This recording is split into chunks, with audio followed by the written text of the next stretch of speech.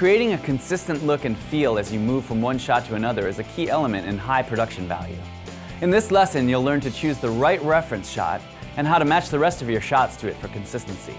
Greg is going to show you the techniques. We're in Premiere Pro and we've got a 3-shot sequence, and if we look at the shots, shot 1, which was shot on an overcast day, pairs up with shot 2, which was shot during a sunny day, and then it goes back to shot 3, which was also shot on an overcast day. So the idea here is we want to match them up to make them all look like they were shot on more or less the same day. So in order to do that, we basically need to choose a master shot. So of the 3 shots, I think the sunny shot is going to be the one that I really want for the look for this project. Now, if I wanted everything to look overcast, I could choose one of the cloudy shots and use that as a master shot. But in this case, I'm going to use the sunny shot. So what I'll do is I'll match all the subsequent shots that come before and after it to that master shot. And that way I'm not matching shot B to shot A and then shot C to shot B and shot D to shot C, which would eventually lead to what I like to call color correction drift, where, you know, shot D and shot A now don't really match that closely because little by little we've gotten away from our master. So in order to see them now, I could just toggle between shots and look at the waveform monitor here and sort of make my judgments. But instead, what we can do is put them side by side, and all we've done here is scaled the shots down and positioned them in the same frame here. And from there, we can see both of them now on the waveform monitor, so we can make some better corrections using our scopes.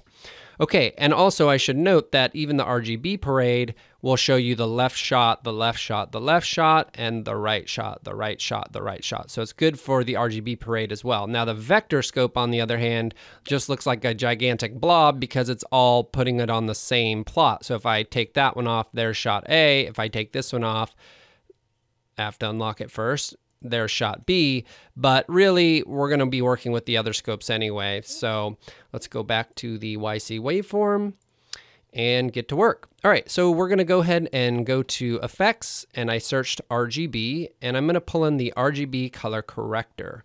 I'm going to go to Effect Controls, and we're just going to start working with the pedestal gamma and gain. So to start with, I'm going to dip these blacks a little bit here and pull the pedestal downward. So maybe just a little so that they're touching just barely there.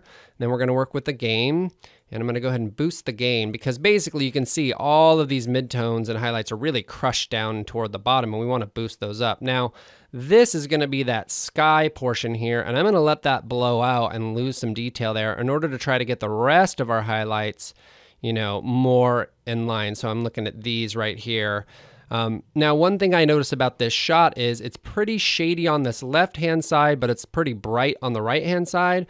So what I could either correct for this side and then brighten this up more, or I can correct for this side and then drop this side down more with a secondary correction. So in this case, I'm going to go ahead and just boost the left-hand side up to where I think it needs to be, probably right around there. So looking at this section, and then we'll bring this side down with a secondary correction.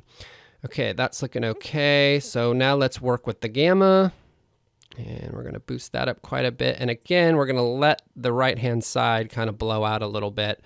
And now our pedestal needs to come back down a little more. So let's move it roughly there. And that's already looking much more similar to the other shot. So let's apply that secondary correction here. If I pull that up, and we're going to do a curves correction. So I've got RGB searched. I'll do RGB curves, apply that, go into Effect Controls. And now for this one, we're going to go ahead and use a mask in order to isolate parts of the shot. So I'm going to scale that down to 25%. We're going to pull this out here. And then we're going to expand that, give it a nice feather so it's not got a, so it doesn't have a hard line here. And then we're basically just going to drop the brightness here and watch how the right hand side of that waveform comes down while the left hand side stays more or less intact. So this is before and this is after, and let's bring this back up to fit. And that's looking much, much better. So now we've sort of got that whole shot in line. It's looking pretty good. We might be able to bring this sort of bright spot up here down as well. So in order to do that, I could just apply yet another correction.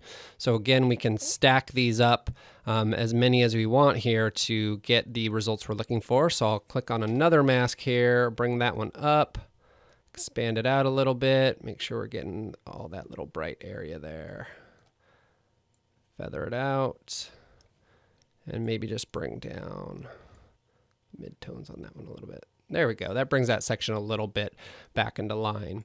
Okay, so I think for the purposes of this tutorial, we can call that good. We might make a couple color wheel adjustments just to sort of balance the colors a little more. And to do that, we could just drag this one way, to match it.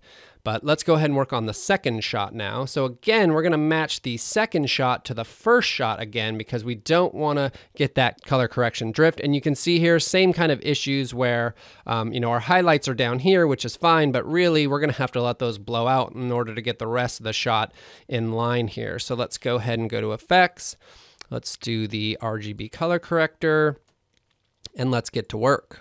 All right, in this case, the pedestal looks pretty good, at least for now. So I'm gonna work with the gain, drop it down, and I'm gonna boost it way up. I'm gonna let those whites blow out and keep boosting it here, right about there. Looking at these highlights right here and these highlights right here, roughly in the same spot, so that's good.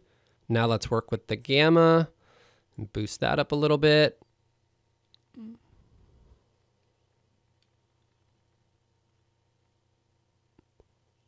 All right, I think it's gonna live somewhere in there. Let's drop our pedestal back down and see.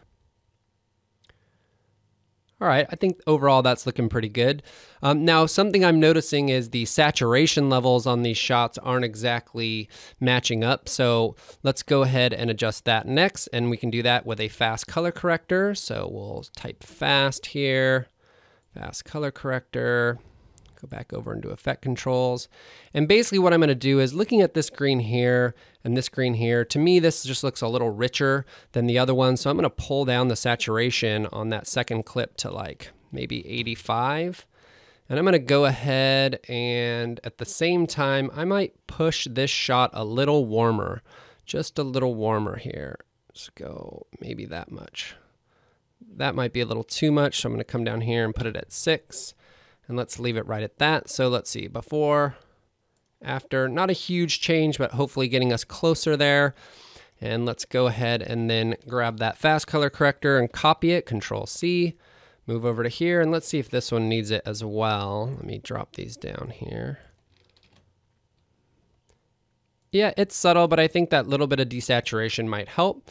So from there, we could basically put these shots side by side, and I've already done that. So let's kind of see what the final result looks like if we play this through. We've got shot 1,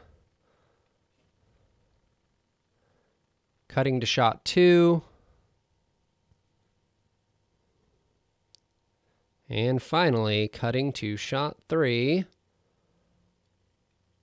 Not too bad for a quick and dirty color correction job. Now, the thing that I think is probably the biggest giveaway here is, this one's pretty good because we've got our sky more or less hidden. This one, we can definitely see the blue sky. And this one, this is kind of a giveaway. So we either overexpose that or it's cloudy. And of course, in this case, it's cloudy.